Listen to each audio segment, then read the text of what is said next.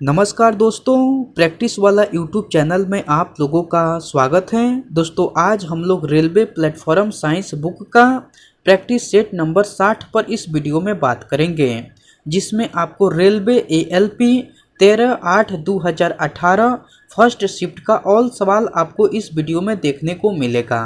तो आप वीडियो को पूरा देखिए, आपके लिए एक एक सवाल इम्पोर्टेंट है। दोस्तों आपके एग्ज़ाम में इस वीडियो से सेम टू सेम सवाल देखने को मिलेगा, तो आप एक एक सवाल का इम्पोर्टेंट समझिए और अच्छे से तैयारी कीजिए।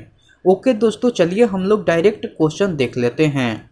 नेक्स्ट क्वेश्चन कह रहा है कि कवक की कोशिका भित्ति किससे बनी होती है। 4 ऑप्शन दिया गया है, इनमें से आपको चुनकर बताना है कि कवक की कोशिका भित्ति किससे बनी होती हैं। तो कवक की कोशिका भित्ति जो है आपको काइटिन से बनी होती हैं। किससे बनी होती हैं दोस्तों? तो काइटिन से बनी होती हैं। ऑप्शन बी जो है बिल्कुल सही उत्तर हो जाएगा। ओके, चलिए नेक्स्ट क्वेश्चन देख लेते हैं। नेक्स्ट क्वेश्चन कह रहा है कि गुणसूत्र में क्रोमैटिड्स जिस बिंदु पर संलग्न होते हैं उस बिंदु का नाम क्या है। 4 ऑप्शन दिया गया है, इनमें से आपको चुनकर बताना है कि गुणसूत्र में क्रोमैटिड्स जिस बिंदु पर संलग्न होते हैं उस बिंदु का नाम क्या है। तो उस बिंदु का नाम है सेंट्रोमियर। उस बिंदु का नाम क्या है दोस्तों?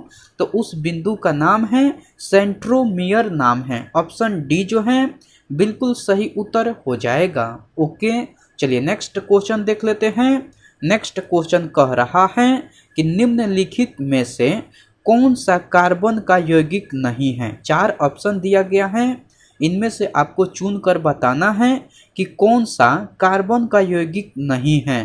तो हीरा जो है आपको कार्बन का यौगिक नहीं है। कौन नहीं है दोस्तों? तो हीरा जो है कार्बन का यौगिक नहीं है। तो ऑप्शन बी जो है बिल्कुल सही उत्तर हो जाएगा। ओके, चलिए नेक्स्ट क्वेश्चन देख लेते हैं।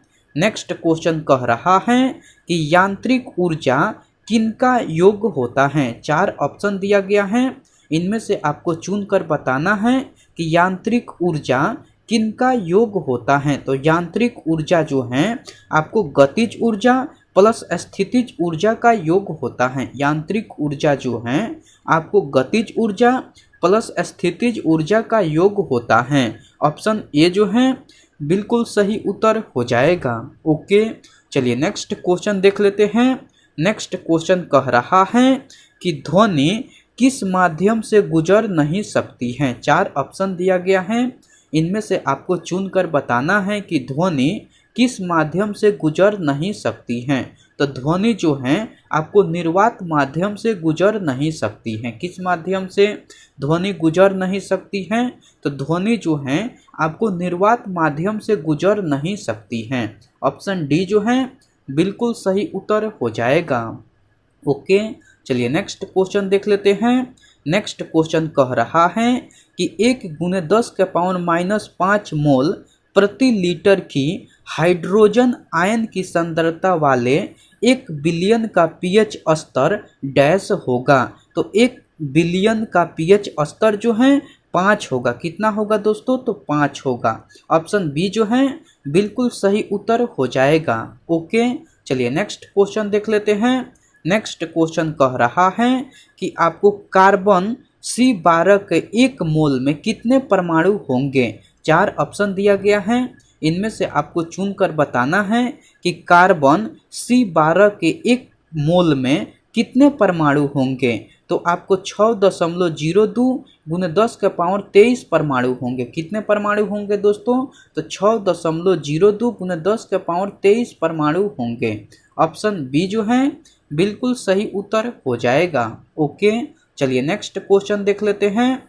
नेक्स्ट क्वेश्चन कह रहा है कि यदि डोबराइनर के त्रिक का पहला और तीसरा सदस्य फास्फोरस और एंटीमनी है तो इस त्रिक का दूसरा सदस्य क्या होगा। तो इस त्रिक का दूसरा सदस्य जो है आर्सेनिक होगा।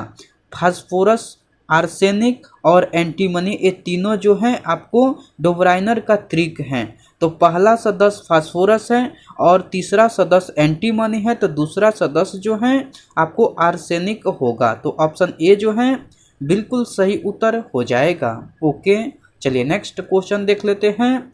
नेक्स्ट क्वेश्चन कह रहा है कि निम्नलिखित में से किसका उपयोग पेयजल को कीटाणु रहित करने के लिए किया जाता है। 4 ऑप्शन दिया गया है, इनमें से आपको चुनकर बताना है कि किसका उपयोग पेयजल को कीटाणु रहित करने के लिए किया जाता है। तो आपको ब्लीचिंग पाउडर का उपयोग किया जाता है। किसका उपयोग किया जाता है? तो ब्लीचिंग पाउडर का उपयोग पेयजल को कीटाणु रहित करने के लिए किया जाता है। ऑप्शन सी जो है बिल्कुल सही उत्तर हो जाएगा। ओके, चलिए नेक्स्ट क्वेश्चन देख लेते हैं। दोस्तों, मैं उम्मीद करता हूं कि क्वेश्चन आपको अच्छे से समझ में आ रहा है। दोस्तों, अगर आपको वीडियो पसंद आती है तो इस वीडियो को लाइक कर दीजिए और कमेंट करके बताइए कि वीडियो आपको कैसे लगी। ओके, चलिए हम लोग नेक्स्ट क्वेश्चन देख लेते हैं। नेक्स्ट क्वेश्चन कह रहा है कि उद्योगों में प्रयुक्त शक्ति की इकाई हैं। 4 ऑप्शन दिया गया है, इनमें से आपको चुनकर बताना है कि उद्योगों में प्रयुक्त शक्ति की इकाई क्या है। तो हॉर्स पावर है। क्या है शक्ति की इकाई? तो हॉर्स पावर है। ऑप्शन डी जो है बिल्कुल सही उत्तर हो जाएगा। ओके, चलिए नेक्स्ट क्वेश्चन देख लेते हैं। नेक्स्ट क्वेश्चन कह रहा है कि स्पष्ट गूंज सुनने के लिए मूल ध्वनि और प्रतिध्वनित ध्वनि के बीच का समय अंतराल कम से कम कितना होना चाहिए। तो समय अंतराल कम से कम 0.1 सेकेंड का होना चाहिए। कितना का समय अंतराल होना चाहिए? तो कम से कम 0.1 सेकेंड का समय अंतराल होना चाहिए। तो ऑप्शन बी जो है बिल्कुल सही उत्तर हो जाएगा। ओके, चलिए नेक्स्ट क्वेश्चन देख लेते हैं। नेक्स्ट क्वेश्चन कह रहा है कि 2 या अधिक तत्वों के योग से बनता है। 4 ऑप्शन दिया गया है, इनमें से आपको चुनकर बताना है कि 2 या अधिक तत्वों के योग से क्या बनता है। तो आपको यौगिक यानी कंपाउंड बनता है। क्या बनता है दोस्तों? तो यौगिक यानी कि कंपाउंड बनता है। ऑप्शन डी जो है बिल्कुल सही उत्तर हो जाएगा। ओके, चलिए नेक्स्ट क्वेश्चन देख लेते हैं। नेक्स्ट क्वेश्चन कह रहा है कि काम करने की क्षमता को क्या कहा जाता है। 4 ऑप्शन दिया गया है, इनमें से आपको चुनकर बताना है कि काम करने की क्षमता को क्या कहा जाता है। तो काम करने की क्षमता को ऊर्जा कहा जाता है। क्या कहा जाता है दोस्तों? तो ऊर्जा कहा जाता है। ऑप्शन ए जो है बिल्कुल सही उत्तर हो जाएगा। ओके, चलिए नेक्स्ट क्वेश्चन देख लेते हैं। नेक्स्ट क्वेश्चन कह रहा है कि आपको निम्नलिखित नियम किसने प्रदान किया था कि तत्वों का गुणधर्म उनके परमाणु द्रव्यमानों का आवर्धिक गुणधर्म होता है। तो यह नियम मेंडलीफ ने प्रदान किया था। किसने प्रदान किया था? तो यह नियम मेंडलीफ ने प्रदान किया था। मैं यह क्वेश्चन फिर से रिपीट कर दे रहा हूँ। क्वेश्चन कह रहा है कि निम्नलिखित नियम किसने प्रदान किया था कि तत्वों का गुणधर्म उनके परमाणु द्रव्यमानों का आवर्धिक गुणधर्म होता है। तो मेंडलीफ ने प्रदान किया था। किसने प्रदान किया था दोस्तों? तो मेंडलीफ ने। ऑप्शन सी जो है बिल्कुल सही उत्तर हो जाएगा। ओके, चलिए नेक्स्ट क्वेश्चन देख लेते हैं। नेक्स्ट क्वेश्चन कह रहा है कि किसी फूल के मादा प्रजनन हिस्से को क्या कहा जाता है। 4 ऑप्शन दिया गया है, इनमें से आपको चुनकर बताना है कि किसी फूल के मादा प्रजनन हिस्से को क्या कहा जाता है। तो अंडप कहा जाता है। क्या कहा जाता है दोस्तों? तो अंडप कहा जाता है। ऑप्शन ए जो है बिल्कुल सही उत्तर हो जाएगा। ओके, चलिए नेक्स्ट क्वेश्चन देख लेते हैं। नेक्स्ट क्वेश्चन कह रहा है कि बल के समीकरण में एफ किसके बराबर है। 4 ऑप्शन दिया गया है, इनमें से आपको चुनकर बताना है कि बल के समीकरण में एफ किसके बराबर हैं। तो आपको एम ए के बराबर हैं। किसके बराबर हैं? तो एम ए के बराबर हैं। ऑप्शन सी जो है बिल्कुल सही उत्तर हो जाएगा। ओके, चलिए नेक्स्ट क्वेश्चन देख लेते हैं। नेक्स्ट क्वेश्चन कह रहा है कि आपको निम्नलिखित उपकरणों में से कौन सा चालक में विभवांतर बनाए रखने में मदद करता है। 4 ऑप्शन दिया गया है, इनमें से आपको चुनकर बताना है कि कौन सा चालक में विभवांतर बनाए रखने में मदद करता है। तो सेल या बैटरी करता है। कौन करता है दोस्तों?